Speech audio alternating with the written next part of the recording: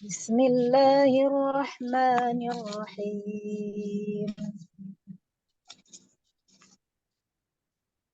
Walaqad atayna Luqmanal hikmata anishkur lillah. Wa man yashkur fa innama yashkuru li nafsihi. Wa man kafara fa innallaha ghaniyyun hamid. Wa idh qala Luqmanu libnihi wa huwa ya'idhuhu ya bunayya la tusyrik billah inna syirka la zulmun azim. Wa wassaynal insana biwalidayhi hamalathu ummuhu wahnan ala wahnin wa fisaluhu fi amaini anishkur li wa liwalidatik ilayyal masir. Wa in jahadaka ala an tusyrika bima laysa laka bihi ilmun fala tuti'huma wa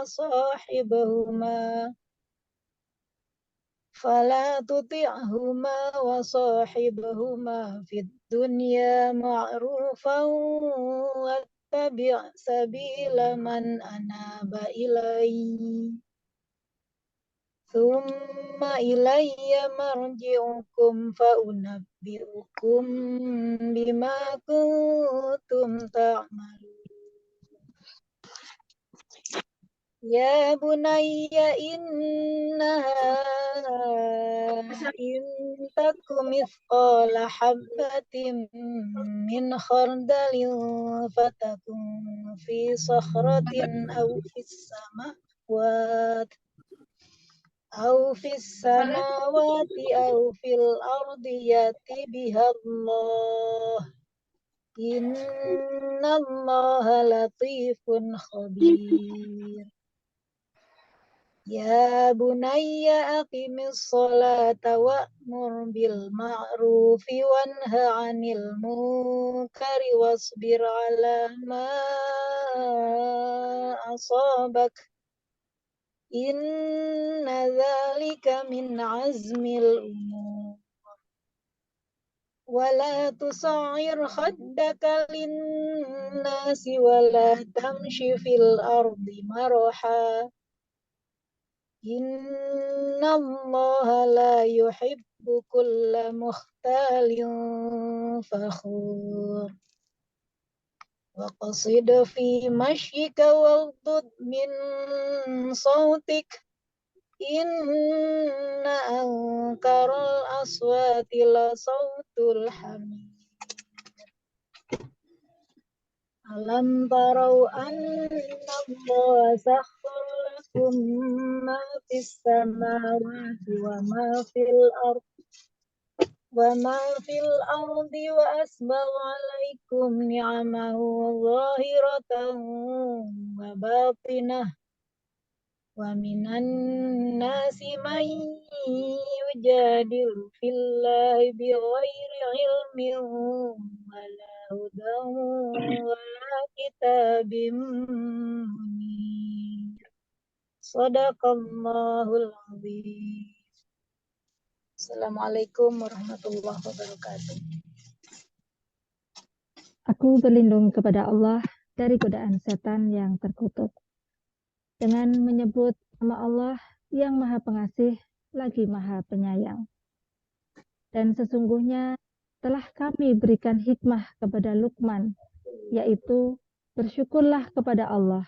Dan barang siapa yang bersyukur kepada Allah, maka sesungguhnya ia bersyukur untuk dirinya sendiri. Dan barang siapa yang tidak bersyukur, maka sesungguhnya Allah Maha Kaya, lagi Maha Terpuji. Dan ingatlah ketika Luqman berkata kepada anaknya di waktu ia memberi pelajaran kepadanya, "Hai anakku, janganlah kamu mempersekutukan Allah. Sesungguhnya Mempersekutukan Allah adalah benar-benar kezaliman yang besar. Dan kami perintahkan kepada manusia berbuat baik kepada dua orang ibu bapaknya. Ibunya telah mengandungnya dalam keadaan lemah yang bertambah-tambah dan menyapihnya dalam 2 tahun. Bersyukurlah kepadaku dan kepada dua orang ibu bapakmu, hanya kepadakulah kembalimu. Dan jika keduanya memaksamu untuk mempersekutukan dengan aku sesuatu yang tidak ada pengetahuanmu tentang itu, maka janganlah kamu mengikuti keduanya. Dan pergaulilah keduanya di dunia dengan baik, dan ikutilah jalan orang yang kembali kepadaku. Kemudian hanya kepadakulah kembalimu, maka kuberitakan kepadamu apa yang telah kamu kerjakan. Luqman berkata, hai anakku, sesungguhnya jika ada sesuatu perbuatan seberat biji sawi dan berada dalam batu atau di langit atau di dalam bumi, niscaya Allah akan mendatangkannya atau membalasinya. Sesungguhnya Allah Maha Halus lagi Maha Mengetahui. Hai anakku, dirikanlah sholat dan suruhlah manusia mengerjakan yang baik, dan cegahlah mereka dari perbuatan yang mungkar, dan bersabarlah terhadap apa yang menimpa kamu. Sesungguhnya yang demikian itu termasuk hal-hal yang diwajibkan oleh Allah. Dan janganlah kamu memalingkan mukamu dari manusia karena sombong, dan janganlah kamu berjalan di muka bumi dengan angkuh. Sesungguhnya Allah tidak menyukai orang-orang yang sombong lagi membanggakan diri. Dan sederhanalah kamu dalam berjalan dan lunakkanlah suaramu. Sesungguhnya seburuk-buruk suara ialah suara keledai.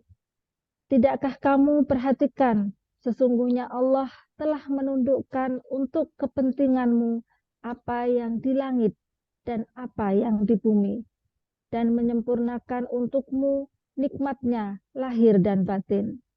Dan di antara manusia ada yang membantah tentang keesaan Allah tanpa ilmu pengetahuan atau petunjuk dan tanpa kitab yang memberi penerangan. Maha benar Allah dengan segala firman-Nya.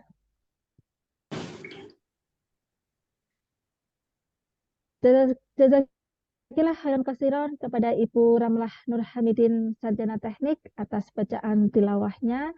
Semoga Allah limpahkan keberkahan kepada yang membaca maupun yang mendengarkannya. Amin, amin, ya robbal alamin.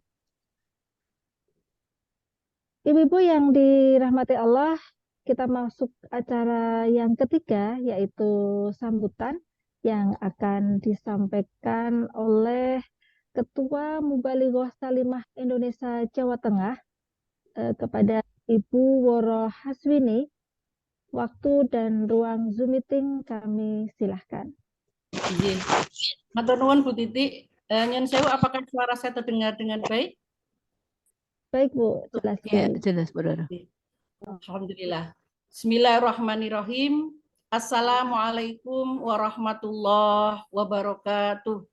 Waalaikumsalam warahmatullahi wabarakatuh. Innal hamdalillah nahmaduhu wa nasta'inuhu wa nastaghfiruh wa na'udzu billahi min syururi anfusina wa min sayyiati a'malina may yahdihillahu fala mudhillalah wa may yudlilhu fala hadiyalah.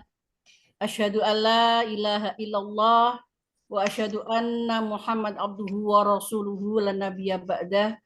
Rabbi shrahli sadri wa yassirli amri wahlul 'uqdatam min lisani yafqahu qawli, amma ba'd. Yang terhormat Ibu Ari Aji, Ketua PW Salimah Jawa Tengah, dengan seluruh staf pengurusnya. Yang kami hormati Bu Seti Rahayu, Ketua Bidang Dakwah PW Salimah Jawa Tengah, beserta seluruh ketua bidang ya yang ada di PW Salimah Jawa Tengah. Yang kami hormati pula ibu-ibu kalau yang rawuh nggih, Ketua PD Salimah se-Jawa Tengah dengan seluruh staf pengurusnya, serta yang sangat saya cintai, yang saya bersyukur sekali seluruh sahabat Salimah yang saat ini bisa hadir di forum Zoom ini. Semoga Allah memberikan kemudahan kepada kita, memberikan kemudahan kepada kita, dan memahamkan kita akan ayat-ayat Allah. Segala puji hanya bagi Allah, Masya Allah. Untuk kesekian kalinya kita berjumpa di kajian selikuran ya. Semoga kajian ini selalu dirindukan oleh sahabat Salimah se-Jawa Tengah. Karena beberapa sudah ada yang WA saya sebelumnya. Ya, jangan lupa ya, terutama bude saya ini ya. Ojo lali lho, Nduk, gitu ya, dikirimi linke. Ya, moga-moga bisa masuk. Tadi WA saya nggak bisa masuk, angelmen katanya. Dan beberapa sahabat Salimah yang lain yang juga WA kepada saya, yang alhamdulillah moga-moga hari ini bisa rawuh juga dan bisa cepat masuk ke forum Zoom ini. Salam salam, semoga senantiasa tercurah kepada kutuah kita Nabi Agung Muhammad Sallallahu Alaihi Wasallam, keluarganya, para sahabat dan orang-orang yang senantiasa bersama dengan sunnah-sunnah beliau. Sahabat Salimah yang dirahmati oleh Allah Subhanahu Wa Taala se-Jawa Tengah, saya yakin ini tidak hanya dari Semarang, tapi di seluruh Jawa Tengah. Mungkin perlu kami ulang kembali, mungkin ada yang baru, bahwa kajian selikuran ini adalah kerjasama antara MSI dan PW Salimah. MSI ini sebenarnya merupakan salah satu LKS ya Bu Setia dari PW Salimah Jawa Tengah. Dan kami berharap kegiatan MSI tidak hanya ini. Ada beberapa yang sudah ada di bayangan saya, tapi memang kita belum fixkan nanti, yaitu nanti ada bedah buku gitu ya, yang berkenaan dengan kehidupan masyarakat kita dan dibutuhkan oleh kita. Nah, untuk kali ini, karena memang salah satu visi dari Salimah adalah akan berbicara tentang perempuan, anak, dan keluarga, maka kajian selikuran kali ini membahas tentang dosa pengasuhan, ya. Dan tadi sudah disampaikan oleh Bu Titi ya, bahwa kita ini sebagai orang tua kadang-kadang gitu ya, kadang-kadang menikah itu tanpa ilmu, ya, mak bedunduk kemudian duwe anak, gitu kan. Sehingga juga bingung iki media pakai anake gitu ya. Kalau makanya oleh karena itu di Salimah pun ada program serasi ya Bu Setia, program serasi yang juga berbicara tentang persiapan pernikahan. Semoga ini juga menjadi bekal kita nantinya ketika kita menikah gitu, sudah menikah, sehingga kita tidak cek-cekmek gitu ya ketika harus mengantarkan putra-putri kita pada fitrahnya. Nah, sahabat Salimah yang dirahmati oleh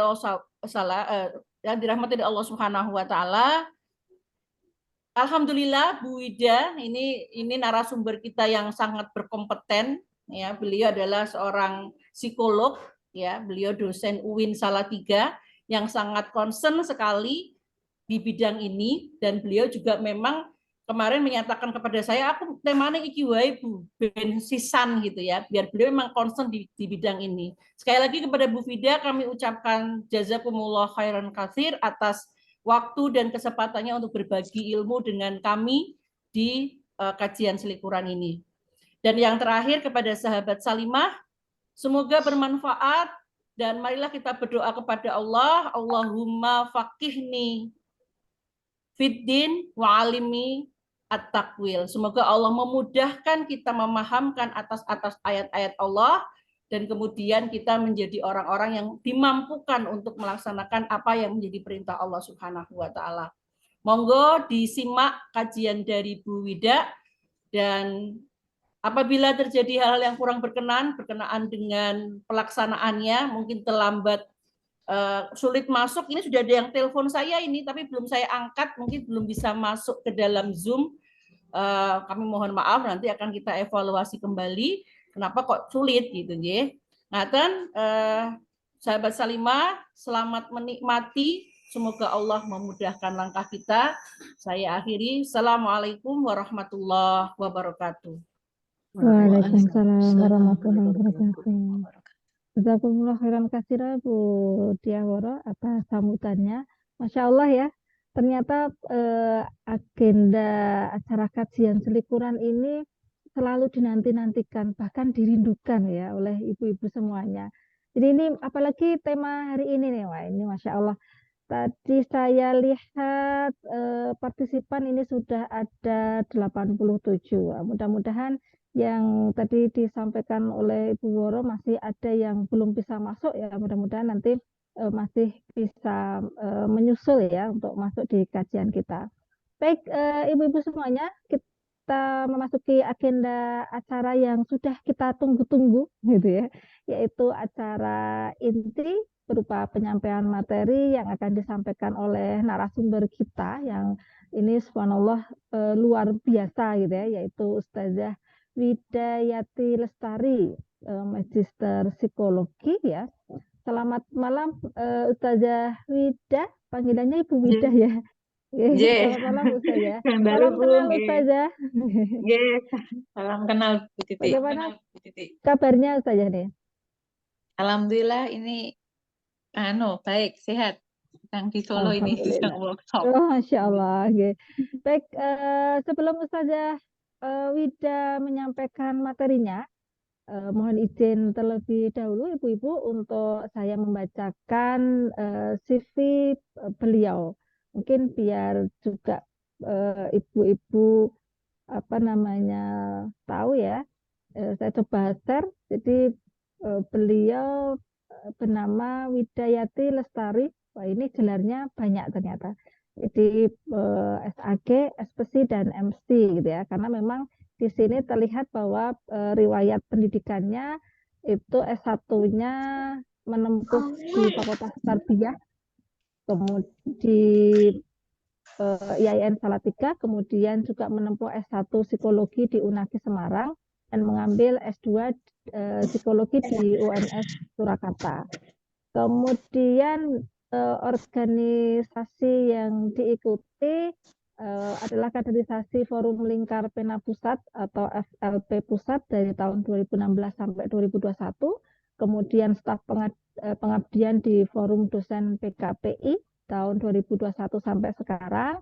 Kemudian pelatih program sekolah penggerak Kemendikbud dari tahun 2020 sampai sekarang, dan juga sebagai trainer BKKBN Jateng untuk materi parenting dan ketahanan keluarga di tahun 2019 sampai sekarang. Wah, Masya Allah. Aktif juga di BKKBN ya, Bu. Masya Allah. Beliau dosen di UIN Salatiga, kemudian sebagai konselor Biro Psikologi Tazkiyah, sebagai trainer juga, penulis, pelatih program sekolah penggerak Kemendikbud gitu ya. Hilang suaranya. Ya. Kemudian beliau tinggal di Jalan Surowijoyo RT 9 RW 3 Pengilon Mangunsari Salatiga. Masya Allah, kalau dilihat dari CV beliau gitu ya, ini tidak salah ya, tema yang kita ambil hari ini disampaikan oleh beliau. Baik, mungkin sebelum Ibu Wida menyampaikan materinya, mohon izin sebentar untuk menyampaikan pantun. Nah, ini kayaknya saya lebih sering dengarnya pakai pantun kalau jadi MC gitu ya. Acara kita kajian selikuran. Pemateri Ustazah Widayati. Mari bersama-sama kita mendengarkan materi yang luar biasa malam ini.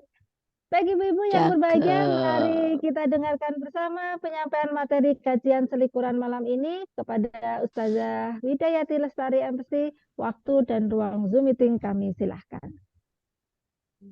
Jazakillah Ustazah Sri. Nggih. Assalamualaikum warahmatullahi wabarakatuh. Waalaikumsalam Waalaikumsalam warahmatullahi warahmatullahi wabarakatuh. wabarakatuh. Robbi sholli sodri wa yassirli amri wahlul 'uqdatam min lisani yafqahu qawli. Amin amma ba'du. Sebelumnya yang terhormat Ibu Ari Aji Astuti MPD yang selaku Ketua PW Salimah Jawa Tengah, yang saya hormati Ibu Diah Woro Hasini selaku Ketua MSI Jawa Tengah, dan juga yang saya hormati seluruh Ibu Seti selaku Departemen Dakwahnya, dan juga seluruh pengurus PW Salimah Jawa Tengah, dan juga Ketua PD Salimah Jawa Tengah, dan semua peserta yang hadir pada kesempatan hari ini.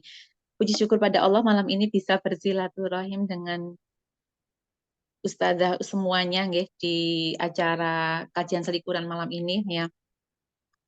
Mudah-mudahan kita bisa mengambil manfaatnya ya. Salawat dan salam kita aturkan kepada junjungan kita, ketua kita Nabi Agung Muhammad Sallallahu Alaihi Wasallam, yang senantiasa menjadi teladan bagi kita dalam semua hal, termasuk keteladanan dalam mendidik anak. Karena bagaimanapun juga yang terbaik, ya, sumber terbaik dalam pengasuhan itu adalah berasal dari Allah dan Rasul-Nya. Jadi, kalau teori-teori yang lain itu sebenarnya hanya mengikuti saja. Ya. Nah, ibu-ibu yang dirahmati oleh Allah, pada kesempatan hari ini kita akan belajar bersama tentang membayar hutang pengasuhan gitu, karena memang banyak hal ya yang kita sering merasakan, oh kok anakku jadi angel, dulu itu gampang, tapi kenapa sekarang jadi susah nih ya. Nah, kalau dalam teori psikologi memang ada hutang-hutang pengasuhan yang bisa jadi dulu waktu kecilnya, masa 0 sampai 6 tahun, atau dalam psikologi dinamakan golden age gitu. Jadi dalam psikologi itu ada yang namanya golden age. Tetapi kalau dalam psikologi Islam ada dua masa di golden age itu dalam kehidupan manusia. Yang pertama adalah golden age dalam segi usia, yang kedua adalah golden period. Jadi ada dua. Kenapa ada dua? Ya, kalau kita perhatikan golden age masa usia emas 0 sampai 7 tahun. Tetapi di usia akhir itu, sebagaimana Allah mengatakan ya, walal akhiratu khairul laka minal ula. Yang akhir itu adalah lebih baik dari awal. Kenapa Allah menilai dari husnul khotimah itu di akhir? Ya karena memang yang akhir itu lebih baik dari yang awal gitu. Kalau misalnya saja ketika awalnya masa mudanya itu begitu luar biasa dalam ibadah, begitu masa seniornya gitu, nggak bilang usia usia lansia ya, tapi begitu usia seniornya ternyata dia tidak tidak beribadah lagi ya. Maka tadi ya, Allah itu menilai itu dari akhirnya. Di usia terakhirnya atau usia senior itu bagaimana itu menjadi, kalau dalam Islam dinamakan sebagai golden period atau periode-periode emas yang tidak boleh terlewatkan. Maka tadi ya di Salimah itu Masya Allah luar biasa, ada salsa, ada serasi ya. Itu kan dua hal yang sangat luar biasa sekali dalam kehidupan manusia, dalam periode kehidupan manusia yang merupakan masa-masa emas. Jadi siapapun yang hadir di sini gitu, yang mungkin yang belum tahu ada program diklat yaitu salsa ya, dan serasi itu ketika diikuti dengan baik itu Masya Allah akan melahirkan manusia-manusia yang fitrahnya berkembang ya, fitrah dari usia golden age-nya sampai di golden period yang menghasilkan pribadi-pribadi yang husnul khotimah ya. Mudah-mudahan kita nanti bisa husnul khotimah ya, dengan ilmu, dengan senantiasa mengkaji ilmu-ilmu keislaman yang membuat kita istiqomahnya untuk di jalan Allah ya. Nah, kali ini kita akan membahas tentang, belajar bareng ya, tentang membayar hutang pengasuhan. Ya, next Bu Titik.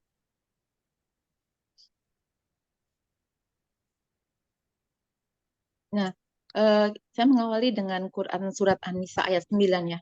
Bagaimana Allah telah berfirman ya, wal yahsal ladina law taraku min khalfihim dzurriyyatan di'afan khafu alaihim fal yattaqullaha wal yaqulu qaulan syadida, yang artinya hendaklah takut kepada Allah orang-orang yang sekiranya mereka meninggalkan keturunan yang lemah di belakang mereka, yang mereka khawatir terhadap kesejahteraannya. Oleh sebab itu hendaklah mereka bertakwa kepada Allah dan hendaklah mereka berbicara dengan tutur kata yang baik. Nah, di sini Allah berpesan kepada kita, dan hendaklah takut kepada Allah, ya, orang-orang yang meninggalkan keturunan yang lemah. Nah, makna dalam ayat ini ketika kemudian saya mencoba untuk membaca tafsirannya dan beberapa pakar psikologi Islam mengatakan bahwa ini diawali dari bukan langsung takut kepada bagaimana kalau anak-anaknya itu miskin gitu, enggak, tetapi hendaklah takut kepada Allah ya. Artinya di sini ketika kemudian Allah mengatakan hendaklah takut kepada Allah, kepadaku gitu ya, kata Allah, itu artinya ada sebuah tanggung jawab yang luar biasa tentang pendidikan anak, tentang pengasuhan ya. Kalau pengasuhan itu kan bagian dari pendidikan anak. Jadi ini tanggung jawab kita ketika mendidik anak itu langsung kepada Allah ya. Maka mendidik anak untuk kemudian anak itu menjadi solih-solihah itu ternyata Masya Allah ya sangat tidak mudah, karena Allah saja sampai berpesan sesuatu yang sampai Allah berpesan itu berarti sangat tidak mudah untuk melakukannya karena balasannya adalah surga ya. Oke, next.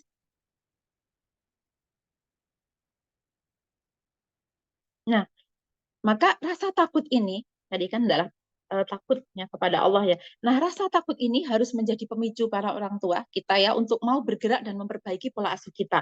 Mungkin bisa jadi ya bahwa kita itu saking sibuknya gitu ataupun ada hal-hal lainnya, tetapi bukan berarti kemudian kita tidak bisa membuat kesalahan itu tidak kemudian tidak bisa kita perbaiki. Ada hal yang bisa kita revisinya. Karena memang ya tadi ayat ini di Quran surat An-Nisa ini harus menjadi pemicu bagi kita untuk senantiasa memperbaiki, terutama memperbaiki kalau dalam hal materi kali ini berarti memperbaiki dari pola asuh kita. Karena ketakutan yang paling besar itu sejatinya bukan tadi ya, bukan anaknya yang lemah, bukan, tetapi bagaimana ketakutan kepada Allah ya, karena memulai ayat ini kan dengan ketakutan kepada Allah ya, karena semuanya akan dimintai pertanggungjawabannya Allah, maka pengasuhan itu bukan tentang hasil ya. Jadi kalau kita merujuk kepada ayat ini, kalau para pakar psikologi Islam ya, bukan kata saya tapi kata para pakar psikologi Islam mengatakan menggunakan ayat ini sebagai dasar dalam pengasuhan itu adalah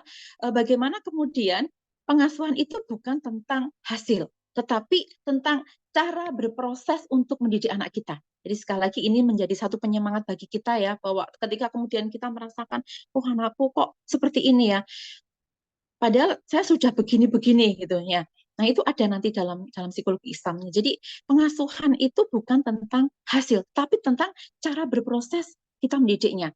Nah inilah pembeda parenting yang psikologi minded dengan psikologi Islam ya. Karena Islam itu Masya Allah sangat luar biasa. Karena memang proses pengasuhan yang benar itu sesuai dengan petunjuk Allah ya. Lagi bahwa hasil itu mutlak otoritas Allah, dan lagi bahwa yang namanya ayat Al-Quran itu semuanya adalah ayat-ayat yang berhubungan dengan manusia. Ketika semua ayat-ayat Al-Quran itu berhubungan dengan manusia, maka itu adalah ayat-ayat psikologi, karena psikologi adalah tentang jiwa manusia ya. Yes. Next selanjutnya. Nah, kita bisa melihat ya, kisah-kisah kenapa tadi Allah bahwa pengasuhan kita dalam Islam itu bukan tentang hasil, tetapi tentang sebuah proses. Kita bisa melihat di Al-Quran ya, bagaimana Al-Quran itu berisi tentang kisah-kisah ya. Nah, kita bisa melihat bagaimana Nabi Nuh alaihissalam tidak dicap sebagai orang tua yang gagal, meskipun Kan'an putra keempatnya itu adalah seorang yang kafir ya. Nabi Adam pun juga tidak dicap sebagai orang tua yang gagal. Padahal kita lihat bagaimana Qabil itu adalah pembunuh pertama di muka bumi ini. Tapi ternyata kedua nabi ini tidak dikatakan sebagai nabi yang gagal sebagai orang tua. Ya, bahkan kedua nabi ini justru dipuji oleh Allah sebagaimana Allah mengatakan dalam Quran surat Ali Imran ayat 33. Jadi ternyata belajar dari Al-Quran tadi ya, bahwa pengasuhan adalah Allah menilai dari sebuah prosesnya, bukan tentang hasilnya. Nah, kenapa kedua nabi ini dijadikan dasarnya bagi para psikolog muslim untuk mengatakan bahwa tadi ya, bahwa pengasuhan itu adalah tentang sebuah proses dan Allah menilai dari prosesnya.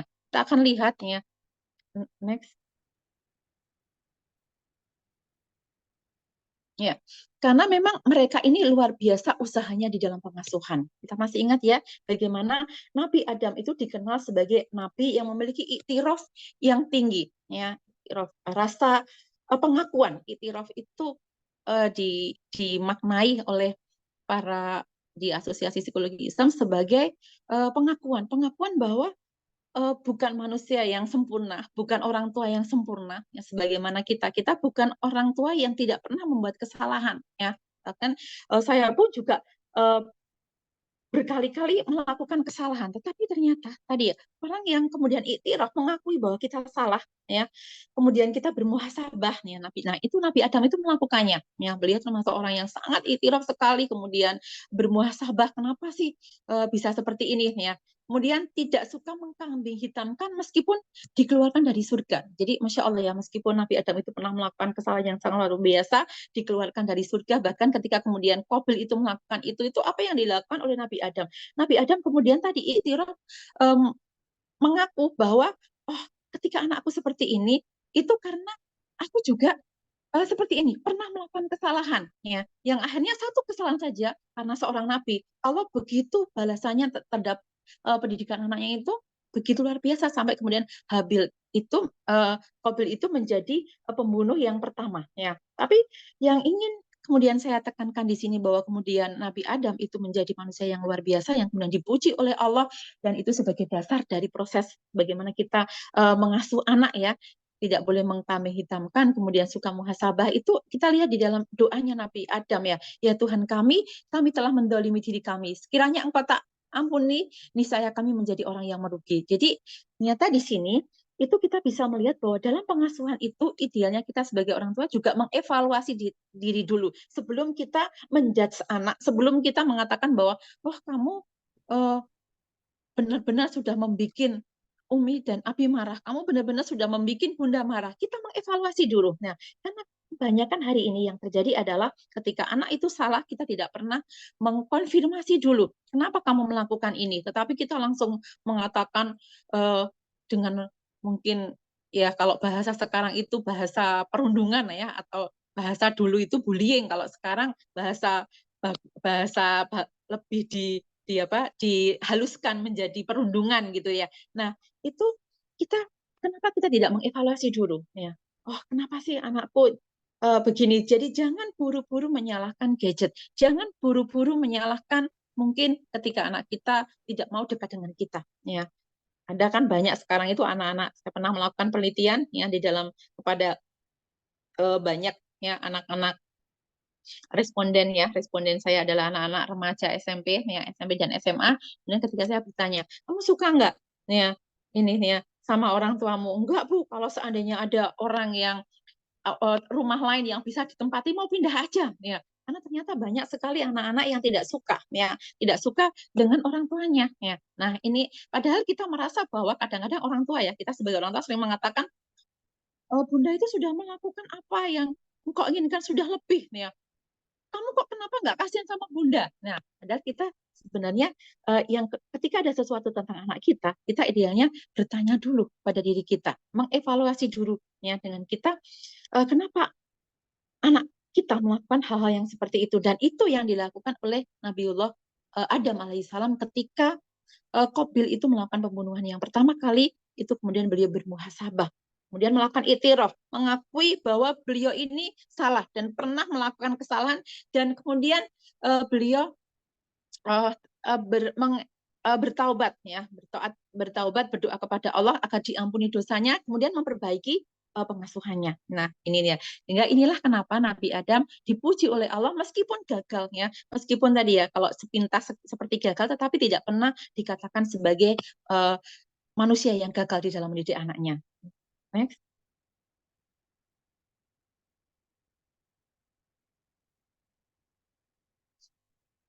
Ya, selanjutnya.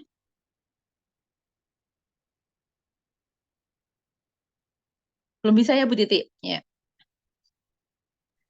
Bentar saja.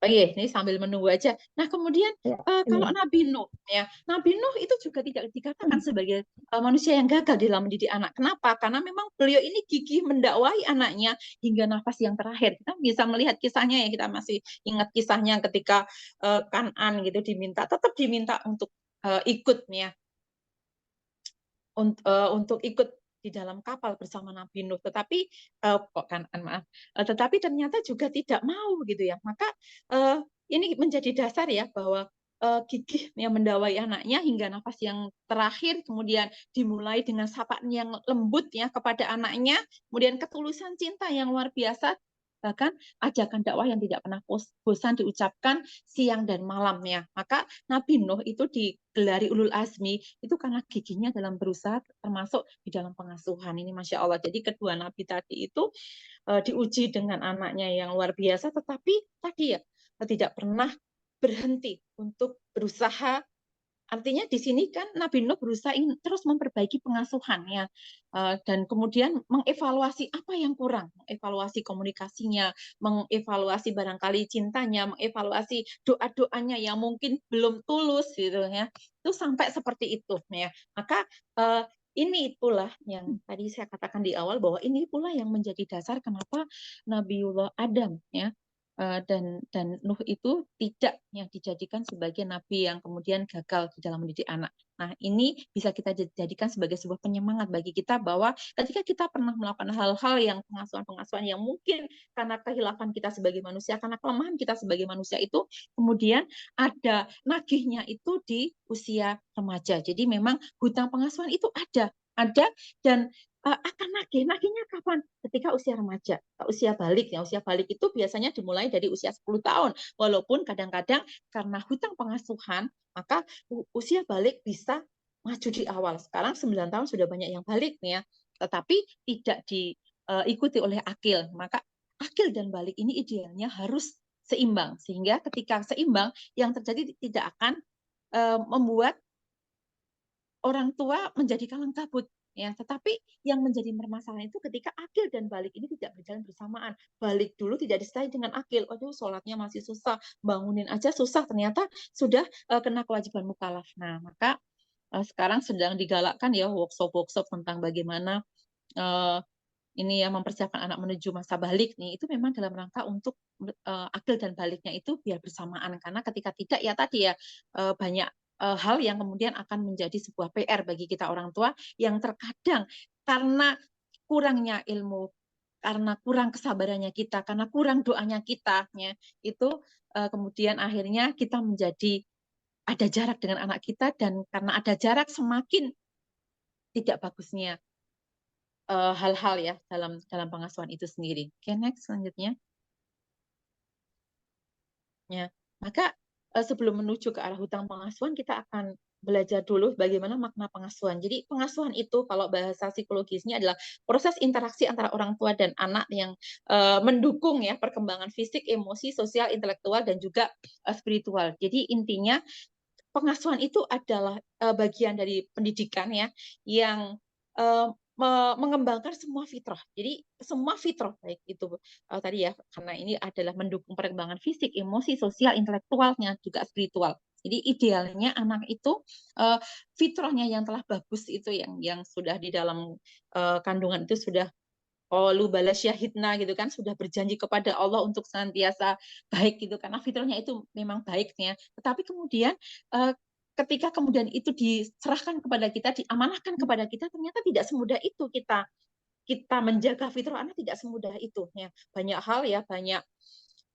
hal yang kemudian mempengaruhinya ada kita di rumah ya kemudian pendidikan di sekolahnya lingkungan yang lain itu sangat mempengaruhi tetapi hampir semua di risetnya di jurnal-jurnal ilmiah bahkan di jurnal-jurnal psikologi yang modern yang mutakhir gitu mengatakan bahwa hampir semua anak-anak atau hampir semua orang-orang yang bermasalah baik itu di kerja tempat kerja itu ya ini risetnya banyak di tempat kerja jadi hampir semua orang-orang yang bermasalah di tempat kerja itu ternyata dia memiliki masalah di rumah jadi ini bisa kita pakai ya kalau kita misalnya punya teman kerja rekan kerja aduh ini orang anu banget sih oh nggak ngerti banget oh ini pimpinan nggak ngerti banget sih sama kita nih itu bisa kita cek sebenarnya bisa kita cek dari bagaimana di rumah oh ternyata di rumah dia benar-benar ini misalnya saja ya oh istrinya tuh galak banget sampai dia itu sampai leadershipnya itu nggak bisa ya karena lebih ketinggian leadership dari istrinya misalnya kayak gitu nih itu ternyata dia kemudian menggunakan leadership-nya itu di pekerjaannya. Yang terjadi adalah penindasan-penindasan yang kemudian ke teman-teman rekan kerjanya. Nah, itu kalau bagi orang-orang kita yang tertindas itu bisa kemudian kita jadikan oh kasihan banget ya dia. Akhirnya kita nggak jadi marah ya, karena dia aja di rumahnya seperti itu, kasihan lah. Akhirnya kita berusaha untuk memahami gitu ya. Itu seperti itu. Artinya kembali ke sini bahwa hampir semua orang yang punya masalah di tempat kerjanya ya, atau punya masalah hubungan interaksi sosial dengan orang lain, itu ternyata dia ada masalah di dalam keluarganya, ya itu tadi bisa jadi karena hutang pengasuhan atau karena kekurangan-kekurangan yang ada di dalam keluarganya. Nah tentu ini tidak sangat kita tidak menginginkannya. Maka kembali ke sini bahwa pendidikan yang terbaik itu adalah pendidikan dalam keluarga, termasuk bagaimana kita memperbaiki dari pola pengasuhan kita. Next. Maka tugas orang tua dalam pengasuhan itu adalah mengembangkan semua fitrah anak, termasuk memastikan bahwa tugas-tugas perkembangan anak itu bisa berkembang dengan baik. Dan maka butuh kesungguhan, bukan sisa waktu nih. Mohon maaf, kadang-kadang kita ini ya menjawab pertanyaan anak itu ada pada sisa-sisa waktu kita. Ya, karena kita sisa-sisa waktu kita apa yang terjadi? Kita kadang mengatakan, aduh udah tuh pertanyaannya sudah. Bunda itu sudah capeknya. Karena apa? Kita menggunakan sisa-sisa waktu kita dalam pengasuhan. Ketika kita pulang kerja, ya pulangnya sore, pulang dari berbagai aktivitas, kemudian anak kita itu datang kepada kita minta untuk dilihat. Lihat dong nih, aku tadi ini performanku di sekolah seperti ini, performanku di sekolah seperti ini. Kita nggak punya waktu bahkan untuk melihat saja, kita nggak mungkin hanya melihat aja, ya. Tidak ini ya. Tidak kemudian sampai kepada memahami psikologis anak, betapa luar biasanya binar matanya ketika kita melihat ya, mengamati ya. Jadi tidak hanya melihat aja, beda dan melihat dengan mengamati itu kan beda. Mengamati itu sampai ngerti bagaimana kita bisa menyaksikan kondisi psikologisnya yang bahagia. Anak itu dilihat aja itu senang banget, apalagi diapresiasi gitu ya. Nah, itu jadi artinya kita itu mendidik anak itu bukan sisa waktu, tapi memang sebuah kesungguhan. Okay, next.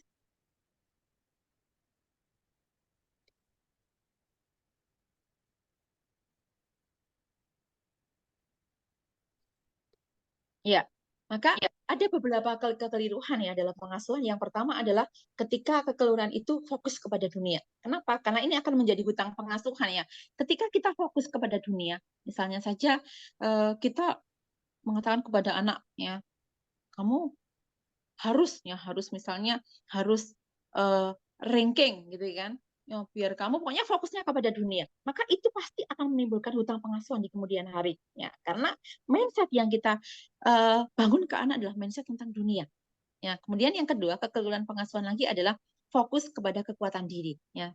Sekali lagi kita tidak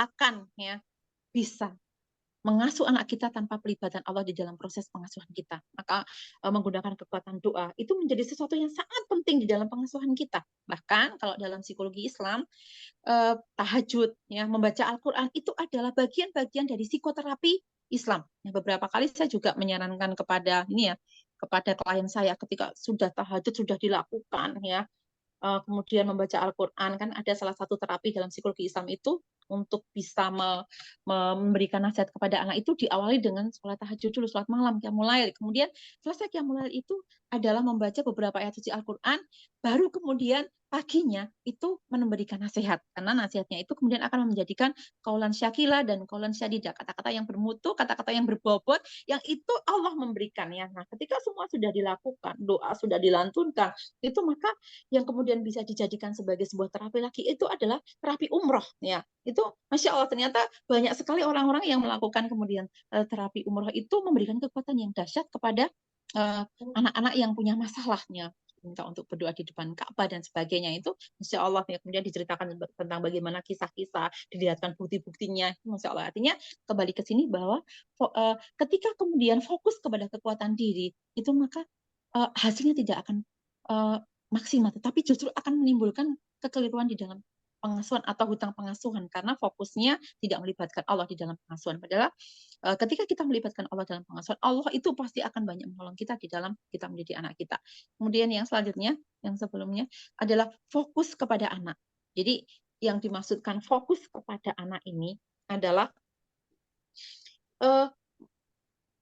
pokoknya semuanya itu tentang anak. Kamu harus luar biasa dari yang lain gitu ya. Kamu harus luar biasa dari yang lain. Nah, ini juga tidak boleh karena berproses itu adalah dengan dirinya sendiri, dengan diri si anak ini. Ya, itu tadi ya, berproses dengan diri si anak, bukan fokus kepada anak orang lain untuk menjadikan lebih baik. Kalau seperti itu kan berarti kan fokus kepada anak untuk menjadi yang terbaik gitu ya. Ya, kemudian selanjutnya adalah fokus kepada guru, maksudnya menyalahkan guru ya, menyalahkan guru di dalam pengasuhan ya. Itu sangat kadang-kadang kan sering ya, pokoknya pasrah bongkoan kepada guru. Bahkan kemudian menyalahkan kalau gurunya ganti, oh, anakku setelah dipegang bu guru itu kok berbeda ya. Dan dia menyalahkan, yang terjadi adalah menyalahkan gurunya di sekolahnya. Padahal pendidikan anak itu selama orang tua di rumah itu sudah memberikan tameng dengan siapapun, itu maka dia akan bisa.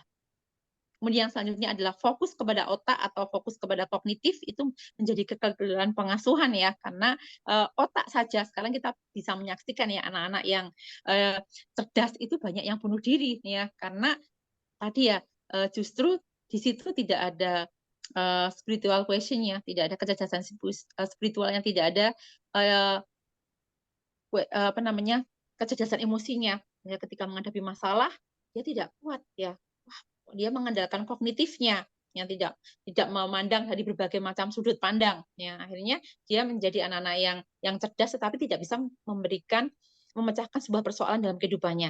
Bisa memecahkan persoalan seputar soal di sekolah, pelajaran di sekolah, ya, tetapi tidak mampu untuk mengelola dan menyelesaikan masalahnya. Nah, ini biasanya hutang pengasuhannya adalah ketika anak selalu diberikan semua hal dipenuhi ya, dengan alasan saya penuhi tapi kamu jadi anak yang pintar kayak gitu ya.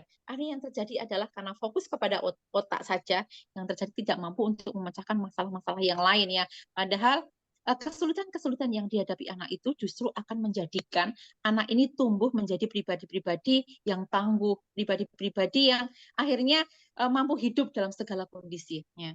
Itu nih, bahkan kalau di riset yang dilakukan oleh salah seorang dosen ya di Amerika itu mengatakan bahwa anak-anak yang terbiasa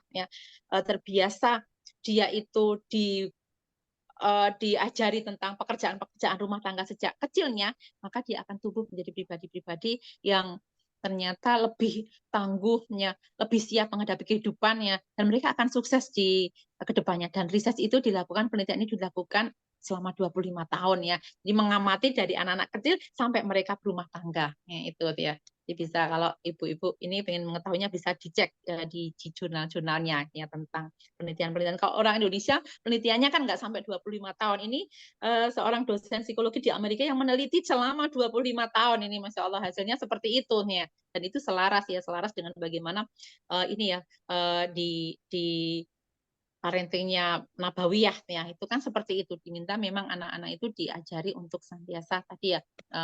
Kemudian anak-anak kita lihat ya bagaimana para sahabat itu sudah di usia kayak Khalid bin Walid ya sudah menjadi panglima perang di usia muda itu karena memang kita cek di pengasuhannya juga sangat ya diberikan tanggung jawabnya seperti itu. Kemudian selanjutnya selalu ingin anak menjadi lebih dari yang lain, itu juga salah ya, karena tadi ya berproses anak itu dibandingkan dari yang sebelumnya ke sekarang. Jadi kalau misalnya anak sebelumnya nilainya 60 kemudian sekarang 70, jangan pernah mengatakan nilainya masih jelek 70. Enggak. Kalau sebelumnya 60, sebelumnya 20, 30 itu menjadi baik. Sebelumnya 40, 50 itu menjadi baik karena ukurannya adalah sebelumnya, bukan ukurannya adalah standar kita ataupun ukurannya adalah standarnya orang lain. Maka mendidik anak itu bukan tentang cepat-cepatan, tidak, tetapi tentang bagaimana proses yang terus-menerus ya.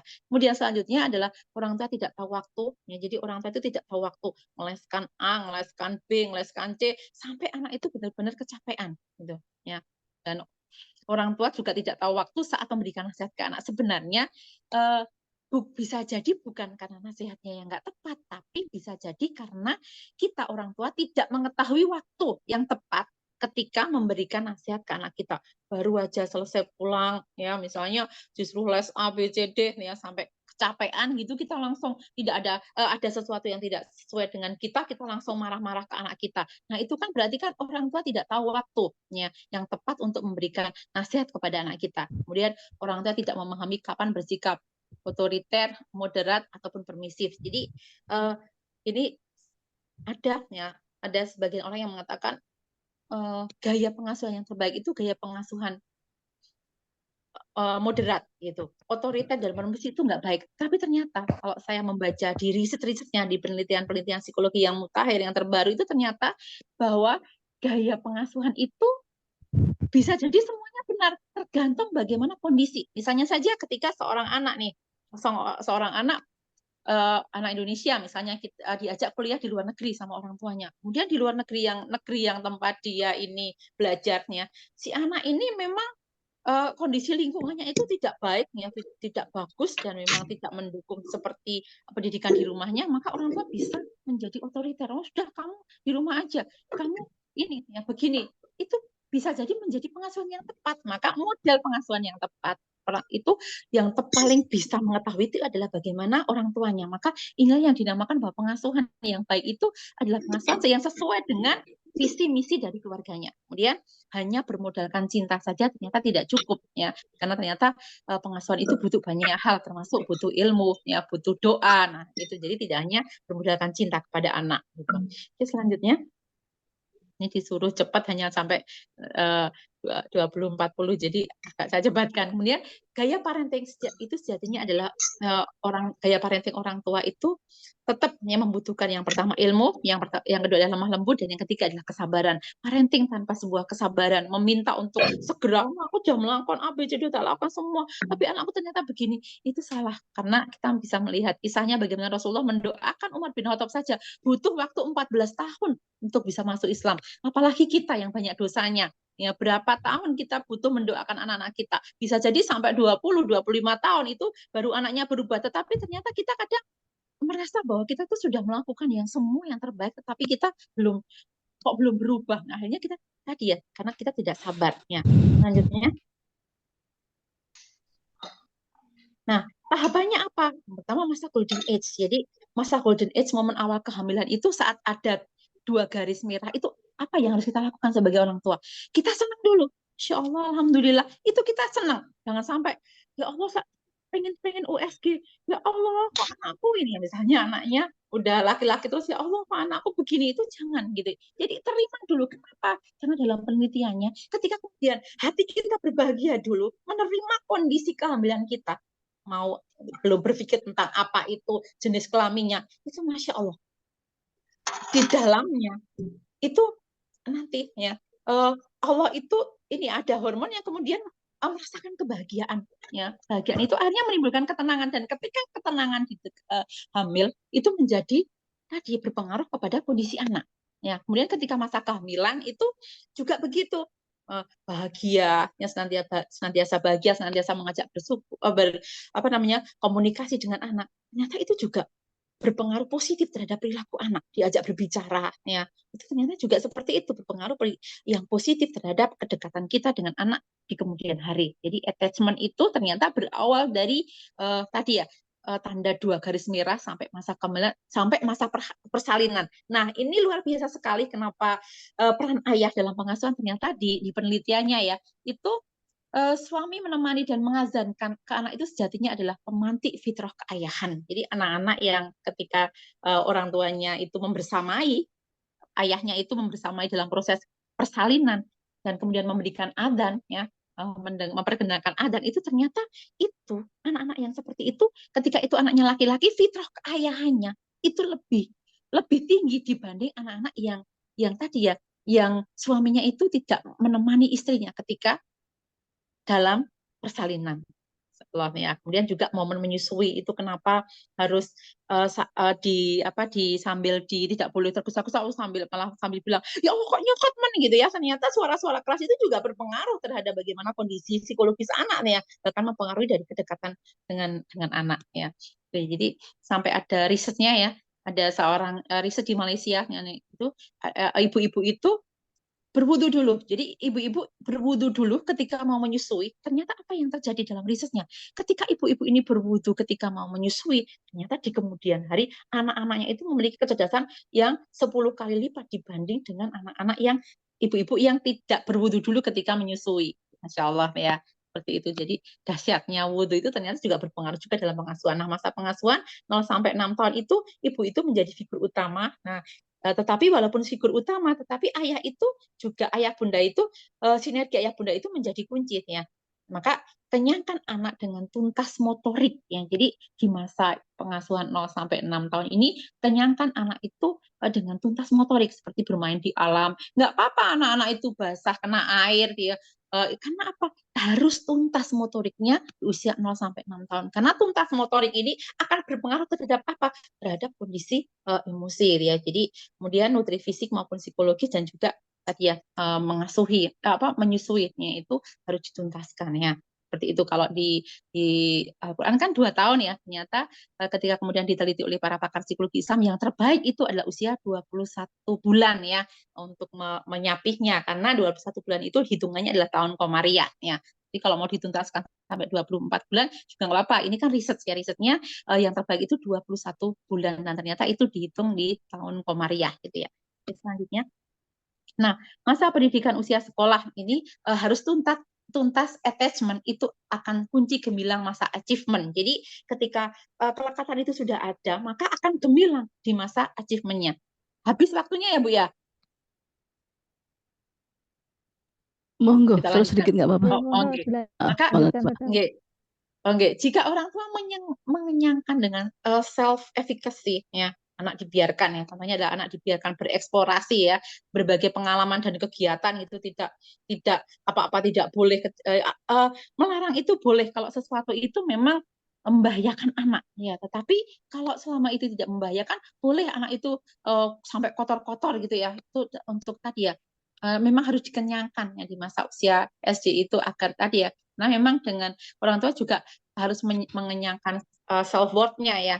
Misalnya saja dengan memberikan apresiasi termasuk saat anak gagal. Jadi biarkan anak itu gagal, nggak apa-apa. Belajar mengelola kecewa. Yang kadang-kadang kan kita tidak mau anak itu gagal. Padahal anak itu gagal itu sesungguhnya justru dengan gagal itu dia akan belajar ya dan menerima kegagalannya itu sebagai sebuah proses yang memang harus dilaluinya. Berapa bulan ini saya banyak menerima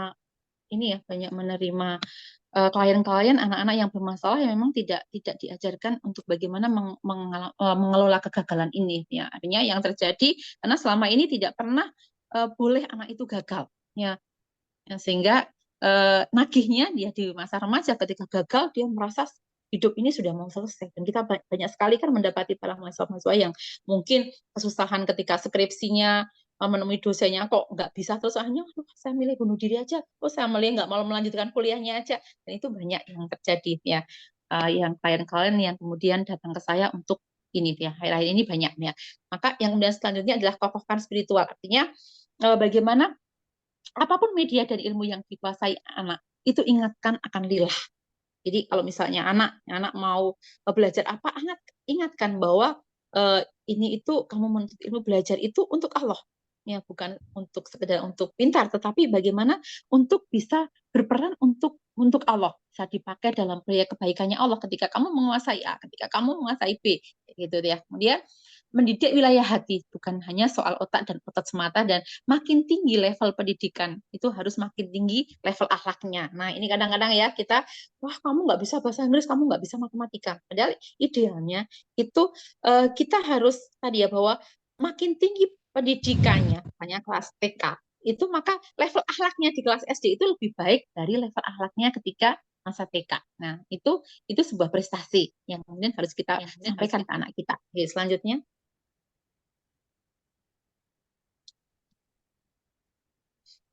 Nah, kemudian pendidikan berbasis keunikan diri. Artinya bagaimana kita itu kemudian jangan sampai mengalahkan pencapaian ini ya, pencapaian orang itu menjadi dasar, maksudnya di sini pencapaian orang lain itu menjadi dasar dari pencapaian anak sebelumnya. Nah, tadi yang seperti yang saya sampaikan di awal bahwa hargai keunikan anak, bahwa prestasi itu dilihat dari sebelumnya ya. Kalau sebelumnya 10, sekarang nilainya 20, itu lebih baik ya. Jadi bukan membandingkan dengan orang lain ya. Kak, memahami kekuatan dan kelemahan diri dalam menemukan peran itu menjadi penting. Nah, banyak sekali anak-anak sekarang itu tidak memahami kekuatan dan kelemahan dirinya. Kak, kalau anaknya salah, tunjukkan bahwa kamu salah. Ditegur, ya, ditegur, Kak, kamu salah, ya tadi ya. Jadi tidak selalu, ya, tidak selalu dipuji, tetapi kita juga kalau salah diingatkan. Itu penting. Ya. Dengan begitu maka anak akan memahami bagaimana kekuatan dan juga kelemahan dirinya. Yang selanjutnya, nah, di masa pertemanan, maka tuntas attachment tadi ya, ketika dekat dengan orang tuanya, maka itu akan menjadi kunci nyaman anak di dalam berteman. Karena apa? Dia mendapatkan role model dalam keluarganya. Oh, keluarganya nyaman, keluargaku nyaman, keluargaku enak, maka aku akan melakukan seperti itu ketika dengan teman-temanku. Ya. Dan itu juga akhirnya mengasah kecerdasan emosionalnya, kemudian konsep pribadi yang akhirnya menjadi pribadi yang aseptif ya. Kemudian pembekalan imunitas lingkungan sosial dan relasi pernikahan orang tua adalah cermin pengokohan fitrah seksualitasnya. Sekali lagi bahwa bagaimana hubungan suami istri, pasangan yang baik ya, di rumahnya tidak pernah ada pertengkaran, di rumahnya selalu hangat ya. Walaupun bertengkar itu ada, gitu. Ketidakcocokan itu ada, namanya pernikahan itu ketemunya gede ya. Tetapi kalau ada konflik sebisa mungkin tidak berada di depan anak. Ya. Karena tadi relasi pernikahan orang tua itu cermin pengokohan fitrah seksualitasnya. Jadi akhirnya kenapa orang menjadi lesbian, kenapa orang menjadi gay itu bisa jadi karena memang tadi ada relasi pernikahan orang tua yang kemudian tidak bagus ya, yang ditangkap oleh anak tidak bagus, tidak diluruskan, akhirnya menjadi ya melakukan hal-hal yang seperti itu, menjadi hutang pengasuhan ya. Yang selanjutnya. Nah, utang pengasuhan itu bisa lisan dan tangan melukai anak kita, ya. Kemudian bisa pengabaian yang menimbulkan kegelisahan, pengabaian di dalam hal tadi ya, kebutuhan-kebutuhan psikologis yang tidak dipenuhi, ya. Sekali lagi anak-anak usia 0 sampai 6 tahun itu butuh kebutuhan psikologis yang dipenuhi. Selama kita tidak bisa memenuhi kebutuhan psikologisnya seperti memeluk, seperti kemudian menyayangi ya hak-hak pengasuhan yang baik itu, maka tadi akan menimbulkan utang pengasuhan. Dan ketika kita punya banyak utang pengasuhan, pantas nggak kita berharap anak akan berbakti dan mendoakan kita ya. Kak, ini menjadi sebuah tadi yang dikatakan oleh Nabiullah, yang kemudian dipakai oleh Nabiullah alaihissalam, Adam alaihissalam dan Nuh alaihissalam itu sebagai sebuah iktiraf tadi ya, sebuah pengakuan bahwa pernah salah, maka meminta maaf orang tua kepada anak itu tidak akan pernah menjadikan orang tua itu harga dirinya itu tidak. Ya, dalam risetnya, dalam penelitiannya, orang tua yang sering meminta maaf kepada anaknya, justru anaknya itu akan mudah dinasehati, anaknya akan lebih menghargai orang tua dibanding, karena memang orang tua itu seringnya tidak pernah salah karena merasa dirinya sudah membiayai anaknya, kamu harus manut sama saya, padahal bisa jadi kita itu banyak kesalahannya kepada anak kita. Kita kadang bilang cinta kepada anak, tapi pernahkah anak itu merasa bahwa dicintai oleh kita sebagai ayah ibunya? Ya, itu penting untuk ditanyakan kepada anak kita. Ya. Yang selanjutnya, maka bagaimana cara membayar hutang pengasuhan gitu? Yang pertama itu bayar kepada Allah. Ya, jadi ada hubungan kita dengan Allah. Kenapa? Ya karena kita itu mengabaikan amanah yang telah Allah berikan kepada kita. Caranya bagaimana? Menyesali perbuatan, memohon ampun kepada Allah sebagaimana Nabi Adam tadi. Kemudian masa lalu, ya, mengganti dan memperbaiki hubungan di masa lalu, gitu ya. Mungkin ya hubungan kita dengan Allah. Mungkin kita dulu ya tadi muhasabah, ya Allah dulu pernah saya melakukan dosa ini. Makanya kenapa jadi orang tua itu benar-benar ya harus berhati-hati sekali, ya. Itu karena memang ini ya, dosa-dosa kita itu akan berpengaruh ya terhadap bagaimana anak-anak kita, pendidikan anak-anak kita. Ya. Sebagaimana tadi Nabi Adam saja itu sudah bertaubat ya selama 40 tahun itu ya, sudah dikeluarkan dari surga dan ketemunya 40 tahun kan di Jabal Rahmah, kemudian menikah itu saja itu masih berbekas kepada Qabil ya. Apalagi kita yang dosanya sangat banyak ya, maka menyesali kemudian memperbaiki kesalahan itu menjadi sesuatu yang penting, menjaga agar tidak ini ya, menjaga agar tidak melakukan dosa ya, yang kemudian hanya menimbulkan hutang pengasuhan itu menjadi sesuatu yang penting ya. Dia minta maaf itu tidak mengubah masa lalu, namun mengubah masa depan. Jadi seperti itu, menyesali dosa-dosa kita kepada Allah, minta maaf kepada Allahnya, itu bisa jadi akan mengubah masa depan ya. Kalau sama Allah akan dihapuskan, bisa jadi akan mendapatkan maghfirahnya, ampunan maghfirahnya dihapuskan ya, tidak dinampakkan lagi gitu ya. Nah, tetapi kalau ke anak itu tidak akan tadi ya, ketika kemudian kita minta maaf maka akan justru akan menyelamatkan masa depan gitu ya. Kemudian yang kedua adalah bayar kepada anak kita ya. Minta maaf ke anak kita tadi ya, bahwa dengan meminta maaf tidak akan pernah sedikit pun menjatuhkan harga diri kita di hadapan anak-anak kita, justru akan semakin dekat ya kepada anak kita ya. Anak akan lebih menghargai kita, kemudian memuliakan anak kita dan memulihkan apa yang kurang dari pengasuhan kita di kemarin ya, apakah karena kurang tuntas motoriknya yang berakibat kepada emosi ya, ataukah hal-hal lain ya. Kemudian fokus apresiasi pada usaha kita, kepada usaha anak kita yang dilakukan ya, dan kita juga melakukannya. Kenali keunikan anaknya sampai keunikan yang terkecil ini ya.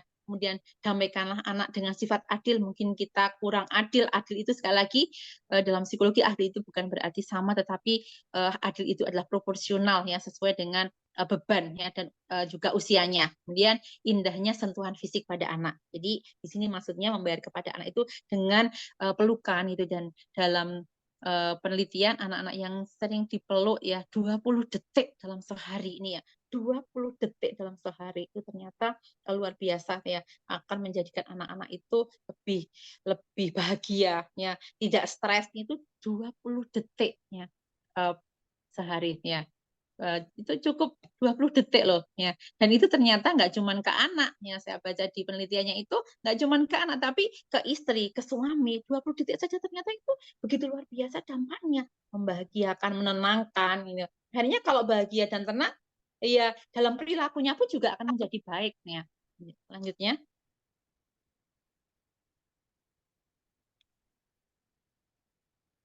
kemudian kembali kepada fitrah. Jadi membayar hutang pengasuhan itu tadi kepada Allah, kepada anak, dan juga kembali kepada fitrah. Bagaimana memperbaiki relasi pernikahan kita. Jadi bisa jadi tadi ya, pernikahan kita itu kurang bagus hubungannya suami istri ya, tidak punya misi atau visi di dalam pengasuhan, tidak punya visi keluarga ya, sehingga yang terjadi adalah melihat model sana, padahal parenting yang terbaik itu adalah yang sesuai dengan visi misi kita ya. Maka memperbaiki relasi pernikahan kita itu menjadi penting. Kemudian membangun komunikasi yang baik itu kepada suami kita, kepada anak-anak kita, itu penting. Dan yang terpenting itu adalah membangun komunikasi kita kepada diri sendiri dan komunikasi kita kepada Allah. Karena orang yang tidak mampu berkomunikasi kepada diri sendiri itu tidak akan mampu untuk berkomunikasi kepada Allah ya, tidak akan mampu juga berkomunikasi kepada suami, pada pasangan ya, atau istri, juga kepada anak-anak kita ya. Maka kita berusaha untuk berkomunikasi kepada diri kita sendiri dulu ya. Oh iya ya, tadi termasuk muhasabah itu ya. Nah, itu beberapa hal untuk membangun membasuh hutang pengasuhan ya. Nah, sekarang terakhirnya bagaimana membangun, salah satu hal tadi kan adalah attachment ya, attachment bonding ya. Attachment, membangun kedekatan ya, kedekatan kepada anak kita. Bagaimana caranya? Ya, ini sebagaimana yang kemarin saya sampaikan di sebagai penutup juga di materinya yang di Salimah Salatiga ya. Look into ourselves. Jadi kita itu tadi ya, muhasabah kepada diri kita sendiri. Lihat ke dalam diri kita sendiri ya. Kita itu mungkin kesibukan kita ya, itu sering menimbulkan kecapean yang akhirnya, ataupun kita sering ketemu dengan banyak orang yang akhirnya membuat banyak sampah-sampah psikologis yang datang dalam diri kita. Akhirnya kecapean itu menjadi sampah-sampah psikologisnya. Akhirnya yang terjadi apa? Karena sampah-sampah psikologis itu datang dalam diri kita, menjadi energi yang negatif yang datang kepada diri kita, dan kita tidak membuang sampah itu pada tempatnya. Ya, kan kita senang ya kalau kita sering bilang sama anak kita, kalau sampah buang dong di tempat sampah gitu. Nah, tetapi kita tidak menyadari bahwa kita tuh punya sampah-sampah psikologis yang sering tidak kita buang pada tempatnya, tapi kita buang pada anak-anak kita. Nah, selasa capek kita memarahi anak-anak kita, bahkan memarahinya itu sampai bullying tadi ya. Kamu tuh ini ya, sampai seperti itu. Ini yang terjadi tadi ya, sampah-sampah psikologis itu menjauhkan kita dengan anak-anak kita ya. Ya, selanjutnya.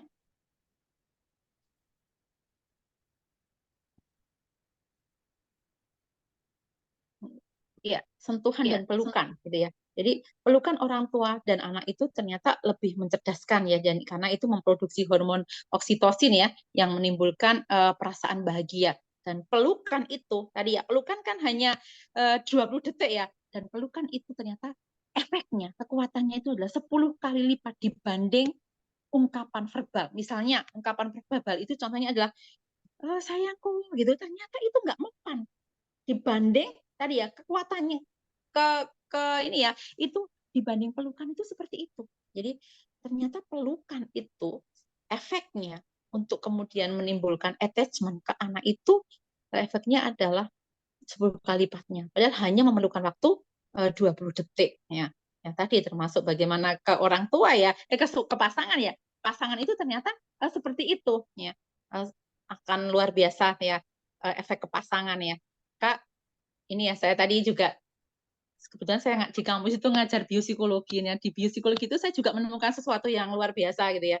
Ketika seseorang itu ini ya berada di dalam mobil, yang berada di dalam mobil suami istri misalnya pasangan berada di dalam mobil, itu ternyata hormon seksualnya itu meningkat 3 kali lipat dibanding ketika tidak di dalam mobil. Jadi mobil yang ber-AC itu ketika di dalam mobil suami istri, bahkan bukan suami istri ya, itulah makanya mohon maaf ya, kenapa kadang-kadang ya itu sering ada, kita kan sering yang melihat di berita-berita itu, oh ini selingkuh di dalam mobil yang ternyata goyang begini-begini. Nah itu ternyata karena seperti itu, hormon seksual itu akan meningkat 3 kali lipat, maka hindari untuk mobil dengan yang bukan muhrim gitu ya. Itu ternyata seperti itu, hormon seksual itu meningkat 3 kali lipat ya ketika berada di dalam mobil ya. Itu maka ketika kemudian salah satu yang bisa maksud saya di sini, saya ingin menyampaikan gitu, walaupun tadi ada sisi-sisi negatifnya yang cukup berbahaya, tetapi ada sisi positifnya ketika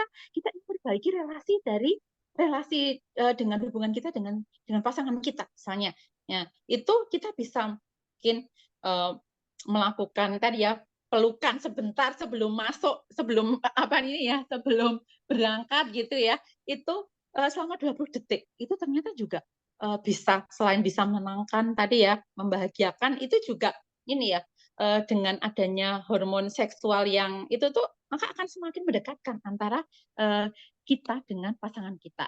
Ini selanjutnya.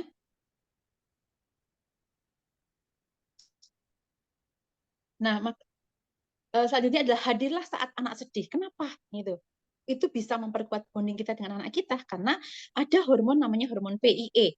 Itu hanya ada atau hanya muncul saat anak itu sedang sedih atau saat ada orang yang sedang sedih. Itu muncul hormon PIE ini ketika ada orang yang datang kemudian menerima semua emosinya, memberikan saran, dijadikan sebagai tempat curhat.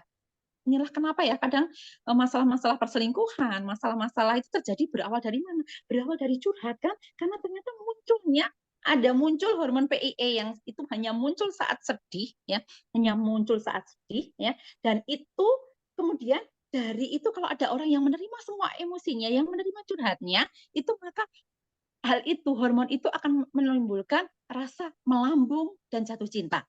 Nah, itu ketika apa hubungannya dengan pengasuhan? Hubungannya dengan pengasuhan ketika anak kita sedang bersedih, itu jangan langsung bilang, oh, cemen ya, kayak gitu aja sedih. Nah, ternyata nggak bisa seperti itu. Justru ketika kita menerima semua emosinya dulu, kemudian baru mengkonfirmasi kenapa bersedih, itu tadi hormon PIE-nya itu akan muncul, dan yang terjadi adalah akan muncul tadi melambung dan melahirkan rasa jatuh cinta kepada kita selaku orang tuanya. Ya. Nah, kalau sudah cinta kepada orang tuanya kan dia akan curhat kepada kita. Maka tidak ada rahasia antara kita dengan anak kita. Jangan salah, anak-anak itu sudah punya rahasia. Kapan punya rahasia? Sejak usia 10 tahun. Anak-anak itu sudah punya rahasia. Jadi kenapa anak-anak itu punya masalah? Karena ada rahasia-rahasia yang dipendam dan tidak bisa menyelesaikannya, karena atau bisa curhatnya sama temannya yang juga seusia dan belum mampu menyelesaikan. Orang tua tidak dicurhati karena merasa orang tua tidak bisa menjadi tempat curhat yang baik ya, sehingga hormon PIA-nya ini nggak muncul karena orang tua tidak membuka tidak membuka kesempatan untuk itu. Maka sekali lagi kalau kita ingin attachment bondingnya dengan anak itu kuat, hadir saat anak itu sedih ya. Bukan malah menjudge anak, memberikan penilaian yang buruk kepada anak kita. Oh, laki-laki kayak gitu aja nggak bisa, cemen kan nggak bisa nih. Karena apa? Malah laki-laki kayak gitu menangis. Justru kita masih bisa lihat di dalam Al-Qur'an ya bagaimana Nabi Yakub itu menangis ketika kehilangan Yusuf sampai buta kan diceritakan dalam kisahnya. Nah, itu yang menjadi dasar dari para psikolog muslim ya, bahwa menangis itu boleh, karena menangis bagi laki-laki itu adalah cara laki-laki untuk bisa bertahan, dan bukan cuma laki-laki ya, cara perempuan juga untuk bisa bertahan dan berproses untuk senantiasa bersabar, itu seperti itu. Maka dalam pengasuhan itu kan membutuhkan quantity time dan quality time. Jadi tidak cukup hanya quality time, tapi juga quantity time dalam kehidupannya. Ya. Yeah. Selanjutnya, ya. Maka, nah itu beberapa hal yang bisa saya sampaikan ya, karena sebenarnya materinya banyak, tetapi ini sudah jam 9 lebih ya. Tadi diminta untuk sampai jam 20.40 ya. Kapan disambung lagi, saya tutup dengan sebuah quote ya, bahwa mendidik dan mengasuh anak itu tidak hanya membutuhkan kematangan emosi, namun juga kematangan ruhiyah. Jadi sekali lagi, kita tidak akan bisa berproses sendiri, ya maka dekatilah Allah, dekatilah sang penggenggam cinta, ya. Yang ketika kita kemudian mendekati sang penggenggam cinta, insya Allah maka Allah akan memberikan cintanya untuk kita. Dan ketika kita diberikan Allah cinta, maka kita akan bisa menebarkan energi cinta, dan bukan hanya sekedar cinta ya, tetapi energi ruh ya yang dalam untuk bisa berproses bersama-sama, kemudian bersabar dalam mendidik anaknya dalam rangka untuk mengembalikannya fitrah. Dan ketika Allah meminta pertanggungjawaban kita, anak kita masih dalam fitrahnya yang baik. Ketika kemudian kita sudah berusaha tetapi tidak,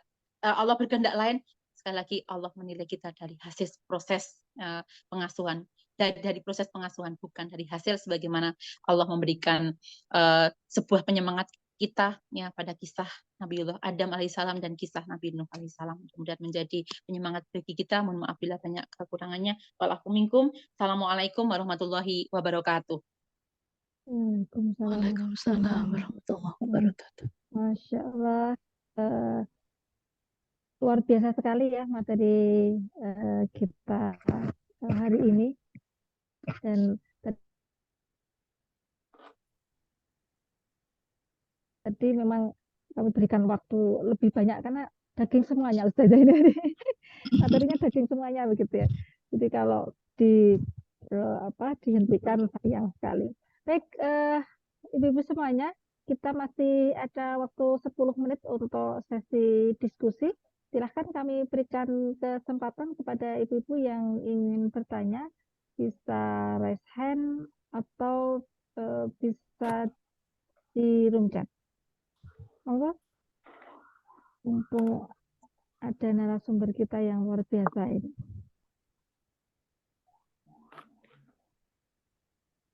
Silahkan, ibu-ibu.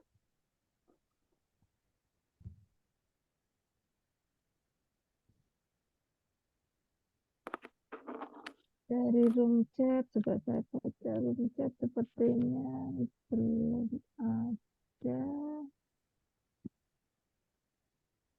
Jangan lupa ibu untuk bisa mengisi presensi juga ya di room chat, sudah kita berikan linknya.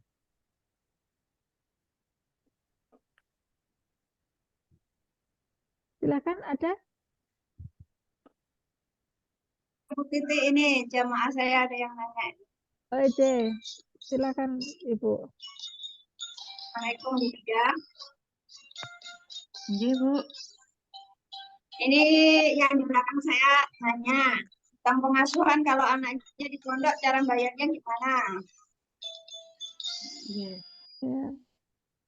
Oke. Baik. Ya, Bu. Ini langsung atau gimana Bu? Oke, langsung saja Ibu. Ya. Nah, bagaimana cara membayar hutang pengasuhan ketika anak-anak itu di pondoknya? Yang pertama tadi ya, kita tetap memohon dulu kan, ada 3 cara membayar hutang pengasuhan kan. Yang pertama kan kepada Allah, minta maaf kepada Allah. Jadi kenapa minta maaf kepada Allahnya? Tadi sudah dicontohkan ya bagaimana Nabi Adam dan Nabi Nuh itu selalu ini ya, bertaubat ya kepada Allah, minta kepada Allah ya untuk dimaafkan segala kekurangan-kekurangan yang di masa 0 sampai 6 tahun ya, itu diminta untuk bertaubat, meminta maaf kepada Allah. Kemudian yang kedua adalah dengan berdoa kepada Allah agar dikuatkan untuk senantiasa memperbaiki hutang pengasuhan itu dan memohon kekuatan kepada Allah, mendoakan anak-anaknya ya agar dimudahkan. Nah, itu yang pertama. Kemudian yang kedua, ketika kan kepada anak ya, ketika anak pulang ya, kita bisa menyampaikan ke anak, minta kepada anak untuk minta maaf ya, atas kesalahan-kesalahan ya.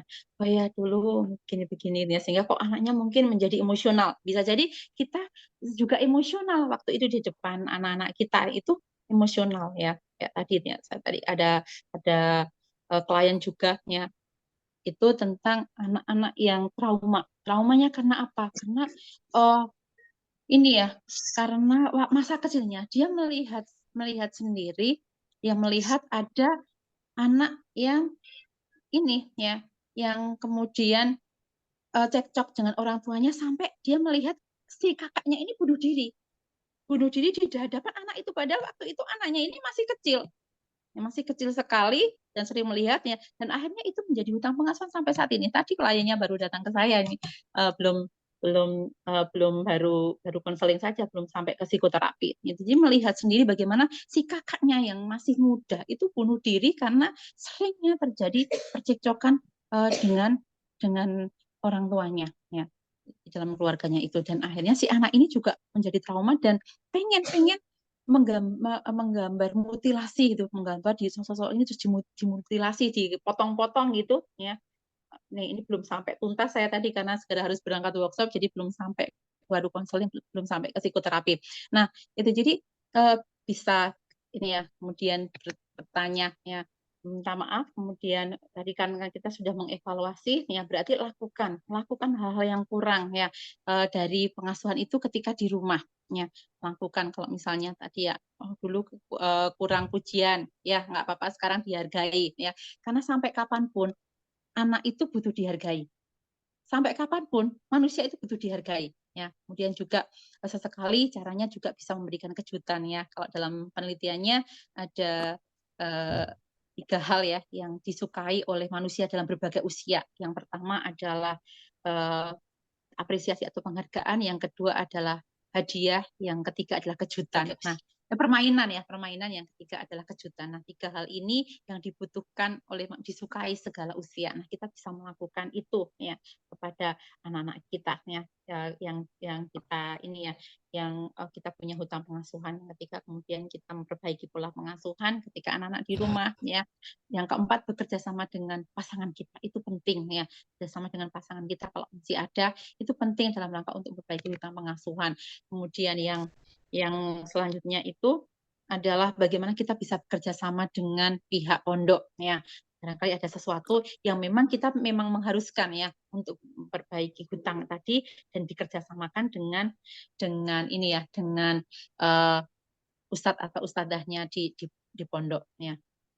Nah, kemudian ya tadi ya, bagaimana tidak putus untuk berdoa ya, sebagaimana Nabiullah Ibrahim alaihissalam tidak pernah putus untuk mendoakan anak dan keturunannya, dan itu juga dipakai dalam terapi psikologi ya, untuk tadi menautkan antara kita dengan anak-anak kita, dan juga bagian dari cara untuk membayar pengasuhan kita, termasuk bagaimana kita mendekatkan diri kepada Allah ya, dengan mungkin bersedekah, dengan melakukan amal apapun ya, yang itu menjadi penolong Allah untuk kemudian tadi yang menyempurnakan hutang pengasuhan yang bisa jadi memang kita abai dalam pengasuhan di masa kecilnya.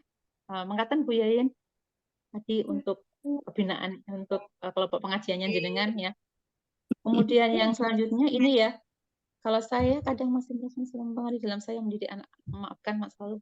Ya betul. Jadi kalau ini inner child ya, inner child.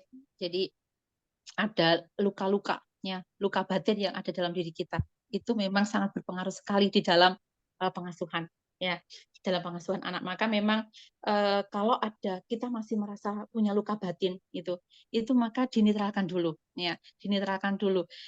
Kalau ini kan saya sekarang menerima konseling itu ya, konseling karir, ya bikin konseling karir, konseling pernikahan. Jadi sekali lagi psikologi itu bukan hanya untuk orang yang bermasalah. Kesannya kemarin gitu yang terjadi di masyarakat, psikologi itu untuk orang-orang yang stres gitu, orang-orang yang ini, sehingga orang itu mau konseling itu malu. Ngapain kamu harus ke psikolog? Kamu punya masalah ya, kamu stres ya, kayak gitu. Nah, sebenarnya psikologi itu untuk orang-orang baik yang juga ingin mengembangkan dirinya, dan orang-orang yang bermasalah. Nah, kan ada konsep psikologi positif. Itu kan ada mata kuliah aliran psikologi terbaru namanya psikologi positif yang dijadikan sebuah mata kuliah juga akhirnya.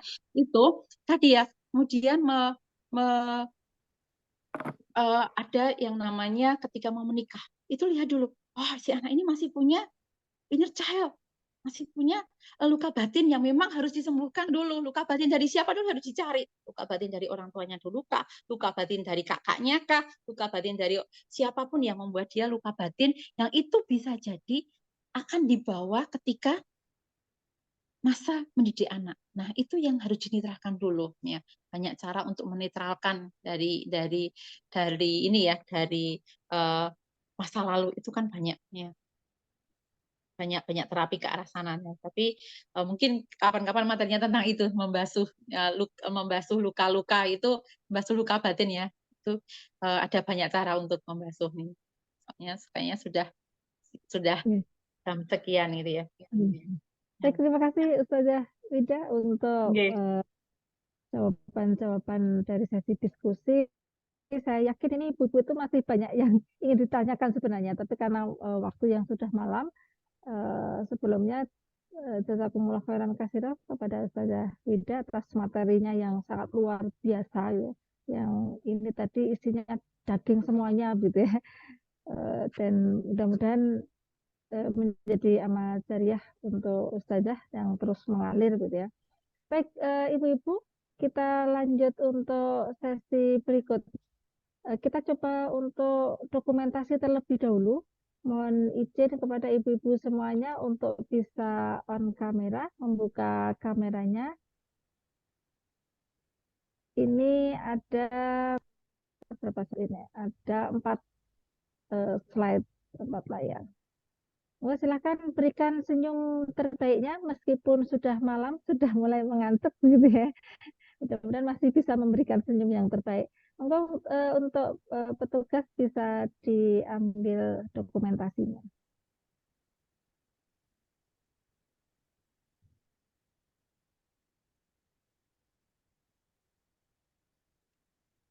Yang petugas sudah siap ya? Bu Yayu, monggo Bu Yayu.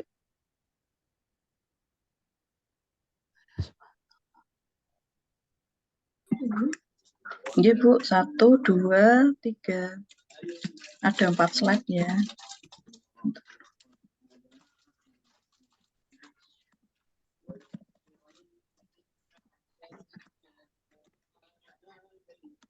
Slide kedua. 1, 2, 3.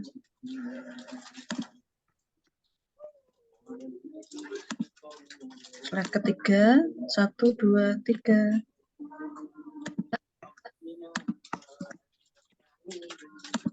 Slide terakhir. 1, 2, 3. Nggih, sampun matur suwun jazakillah khair.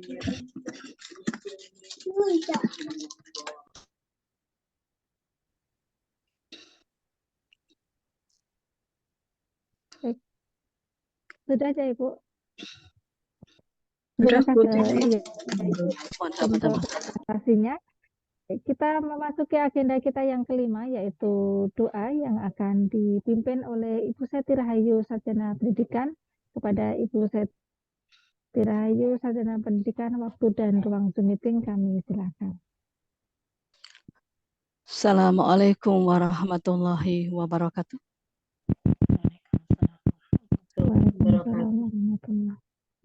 Ibu-ibu, sebelum kita berdoa, mari kita bersama-sama memohon kepada Allah Ta'ala dengan istighfar 3 kali. Monggo. Astaghfirullah, astaghfirullah, astaghfirullah. Bismillahirrahmanirrahim. Alhamdulillahirrahmanirrahim. Hamdan syakirin. Hamdan yuafi ni'amah. Wa yukafi'u mazidah. Ya Rabbal hamdu musta'alik. Allahumma lakal hamdu bil Islam. Walakal hamdu bil iman. Walakal hamdu bil Quran. Walakal hamdu bil ahli wal mal. Wal mu'afati lakal hamdu bikulli ni'matin an'amta biha alaina. Ya Allah, segala puji hanya bagimu atas nikmat Islam, nikmat iman, nikmat Al-Quran, nikmat keluarga, harta dan kesehatan. Segala puji bagimu atas semua nikmat yang telah Engkau anugerahkan kepada kami. Allahumma gfir lana waliwalina warham kama rabbayana bisyghara. Rabbana dzalamna anfusana wa illam taghfir lana wa tahmanakuna minal khasirin. Ya Allah, ampunilah kami dan ampuni pula kedua orang tua kami dan sayangilah mereka sebagaimana mereka menyayangi kami di masa kecil. Ya Tuhan kami telah mendolimi diri sendiri. Jika Engkau tidak mengampuni dan merahmati kami, pastilah kami termasuk orang-orang yang merugi. Rabbana ighfir lana wa lana dzunubana fil iman wa la taj'al fi qulubina illadzina amanu rahim. Ya Tuhan kami, ampunilah dosa-dosa kami dan dosa saudara-saudara kami yang telah mendahului kami dalam keimanan. Dan janganlah Engkau jadikan di hati kami kedengkian terhadap orang-orang yang beriman. Ya Tuhan kami, sesungguhnya Engkau Maha Pengasih lagi Maha Penyayang. Allahumma inna nas'aluka ridhaka wal jannah wa ma qaraba ilaiha min qaulin wa amal. Wa na'udzubika min khasyatika wan nar wa ma qaraba ilaiha min qaulin amal. Ya Allah, ampunilah dosa-dosa kami dan dosa-dosa saudara kami yang telah mendahului kami dalam keimanan. Dan janganlah Engkau jadikan kami, hati kami kedengkian terhadap orang beriman. Ya Allah, ya Tuhan kami, sungguhnya Engkau Maha Pengasih lagi Maha Penyayang.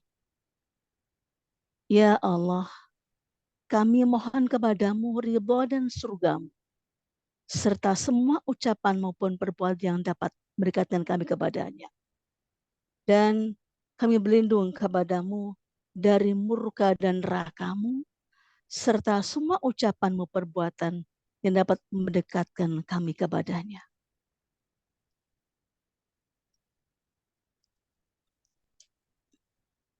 Allahumma ya hayyul ya qayyum ya dzal wal ikram nas'aluka al-huda wa tuqa wa afafa wal ghina. Ya Allah yang Maha Hidup lagi berdiri sendiri, pemilik segala keagungan dan kemuliaan, kami mohon kepadamu petunjuk, ketakwaan, sucian, dan kekayaan. Allahumma aslih lana dinana alladhi huwa ismatu amrina wa aslih lana dunyana allati fina ma'ashuna wa aslih lana akhiratana allati ilaiha ma'aduna waj'alil hayata ziyadatan lana fi kulli khair waj'alil mauta rohatan lana min kulli syar. Ya Allah, perbaikilah agama kami yang merupakan penjaga urusan kami. Perbaikilah dunia kami yang menjadi tempat hidup kami. Dan perbaikilah akhirat kami karena dialah tempat kembali kami. Jadikanlah kehidupan ini sebagai penambah segala kebaikan bagi kami. Dan jadikanlah kematian sebagai kebebasan kami dari segala keburukan. Ya muqallibal qulub, sabit qulubuna ala dinik. Ya musarrifal qulub, sarif qulubuna ala ta'atik. Subhana rabbika rabbil izzati amma yasifun. Wassalamualaikum warahmatullahi wabarakatuh. Assalamualaikum warahmatullahi wabarakatuh.